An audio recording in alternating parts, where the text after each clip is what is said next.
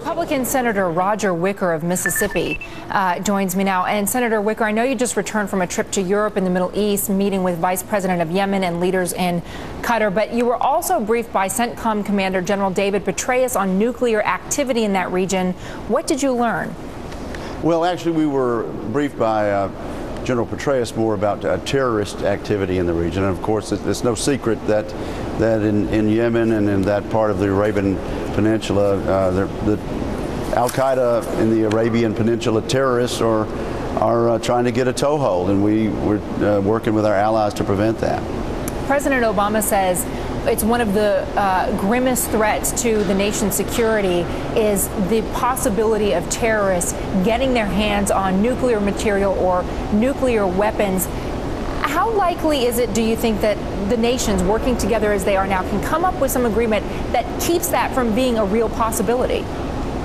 Well, I hope they can, but I'll tell you, I think the greatest threat, and the president said this last week, is really North Korea and Iran, and I hope the talks center around that. Can we get nations like Russia and China not to agree just to a communique, but actually to a rock-solid agreement for sanctions against Iran to keep them from moving forward with their designs for a nuclear weapon? I think we know where the problem is, and the problem is that Iran is getting closer and closer to a nuclear weapon. Why do you think and China has been unwilling so far to do anything more than lip service.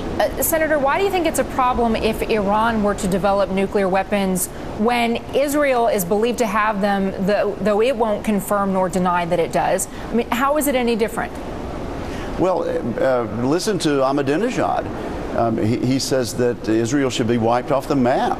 This is the president of a sovereign nation. This is a person who says that the Holocaust didn't happen.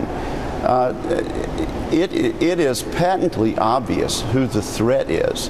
The threat doesn't come from Israel. For Israel, the threat from Iran is to their very existence.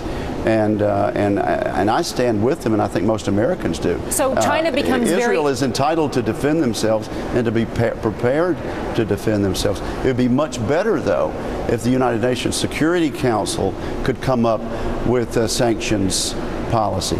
If Russia would sign on, if China would agree to sign on, and all the nations, all the trading powers around the globe would agree to some sanctions that would actually work. I guess we wait and watch and see what comes out of this summit and how much tangible agreement comes out of it, as opposed to lofty goals of keeping nuclear weapons out of the hands of terrorists. Senator, well, an agreement by China would be huge. And as I said, the president meeting right now with President Hu Jintao will wait for word of what their agreement is. We wish them the best. Thank you so much. Thanks.